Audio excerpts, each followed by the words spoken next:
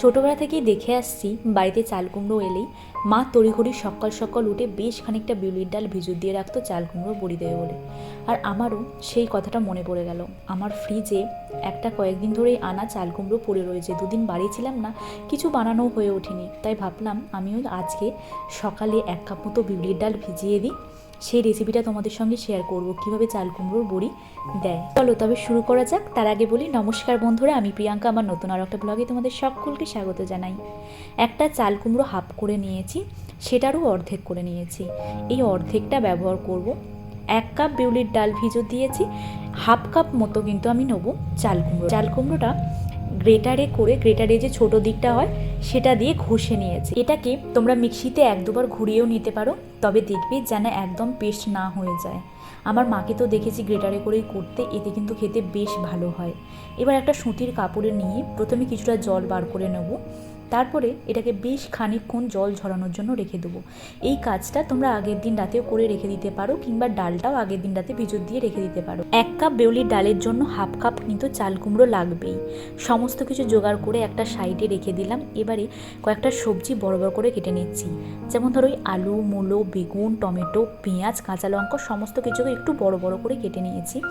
Tilapia মাছ দিয়ে একবারে মেখে একটা কড়াইতে বসিয়ে দেবো।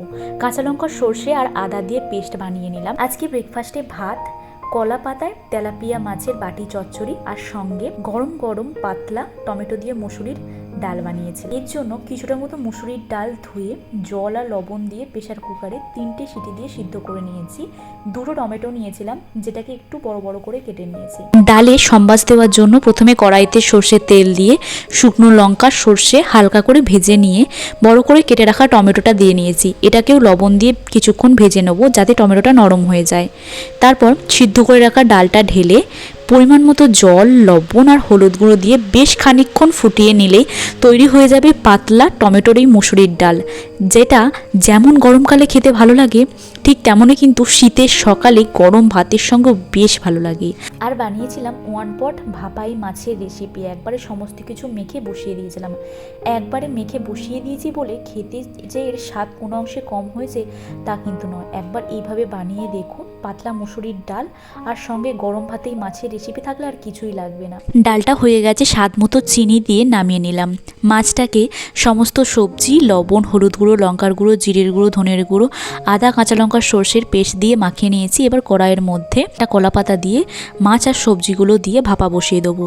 ওপর থেকে দিয়েছি একটু কাঁচা লঙ্কা, সর্ষের তেল, আর যে পেস্টটা বানিয়ে রেখেছিলাম সর্ষে, সেটা দিয়ে দিয়েছি। সামান্য জলে ছিটে ধনে পাতা কুচি দিয়ে ঢাকা দিয়ে এটাকে হতে দেবো একদম কম আঁচে। নামানোর আগে একটু ভাজা জিরের গুঁড়ো আর স্বাদ মতো চিনি আর সর্ষের তেল ছড়িয়ে দিলে তৈরি হয়ে যাবে লাইলন টিকা মাছের এই বাটি চচ্চড়ি। আমি ভিডিওর শুরুতে ভুল করে বলে দিয়েছিলাম এটা তেলাপিয়া মাছ, তার জন্য প্লিজ ক্ষমা করে দিও। সকাল সকাল আজকে ব্রেকফাস্টে রেখেছিলাম ভাত, গরম গরম টমেটো দিয়ে মসুরির ডাল, এই মাছের রেসিপি কেমন লাগলো জানিও। তাকে কিন্তু দুপুরে আজকে এই দিয়েছিলাম। চলো এবার তাড়াতাড়ি খেয়ে দিয়ে ময়দানে নেমে পড়া যাক বড়ি দেওয়ার জন্য। চাল কুমড়ো আর ডালটাকে তো আগেই ভিজো দিয়ে রেখে দিয়েছিলাম, সঙ্গে চাল কুমড়োর জল ঝরাতে রেখে দিয়েছি। থালাগুলোকে সর্ষের তেল দিয়ে হালকা করে ব্রাশ করে নিলাম। যে ডালটা ভিজো দিয়ে রেখেছি সেটাকে এবার চাল কুমড়োর জলটা দিয়ে পেস্ট করে নিয়েছি। একদম স্মুথ একটা পেস্ট বানিয়ে দেবে। ডাল পেস্ট করার জন্য জল একদমই ব্যবহার করবে না, যদি লাগে চাল কুমড়ো থেকে যে জলটা বেরোবে সেটাই ব্যবহার করবে। তারপরে ডালটাকে ভালো করে বেশ খানিকক্ষণ ফেটিয়ে নেবে। কী করে বুঝবে যে হয়ে গেছে? জলের মধ্যে ফেলে দেখবে, যদি ভেসে ওঠে তাহলেই জানবে কিন্তু তোমার ডালটা পারফেক্টভাবে তৈরি হয়ে গেছে বড়ি দেওয়ার জন্য। পুরো ডালটাতে কিন্তু আমি চাল কুমড়োর বড়ি দিইনি, হাফ হাফ করে নিয়েছি। হাফটাতে চাল কুমড়ো মিশিয়েছি আর হাফটা দিয়ে নর্মাল বড়ি দিয়েছি। আগে থেকেই আমার কেকের জন্য পাইপিং ব্যাগ আর নজেল তো ছিলই। বিশ্বাস করো, এই নজেল আর পাইপিং ব্যাগ থাকলে বড়ি দেওয়া কী যে সহজ। যারা হাতে করে দিতে পারো না, এইভাবে একবার বড়ি দিয়ে দেখো, যেমন পারফেক্ট সাইজ হবে দোকানের মতো, তেমন কিন্তু দেখতেও ভারী সুন্দর হয়। সঙ্গে আমি গয়নারও বড়ি দিয়েছি। এই গয়নার বড়ি কিন্তু বিয়ে হয়ে আসার পর থেকে ওর মায়ের কাছ থেকেই দেওয়া শিখেছি। আর যদি পাইপিং ব্যাগ আর নজেল থাকে, যারা বড়ি দিতে পারো না হাতে করে, অনায়াসেই দিতে পারবে, তাদের জন্য তো এই ভিডিওটা রইলই। আর ভারী মজা পাবে কিন্তু। ফিক্স সাইজ হবে দোকানের মতো, আর বেশ ভারী সুন্দর দেখতেও লাগে নজেল দেওয়া দিয়ে করার ফলে। কেমন লাগলো আজকের ভিডিও জানাতে ভুলো না। যদি ভালো লাগে প্লিজ সাবস্ক্রাইব করে দিও। দেখা হচ্ছে কিন্তু পরের ভিডিওতে।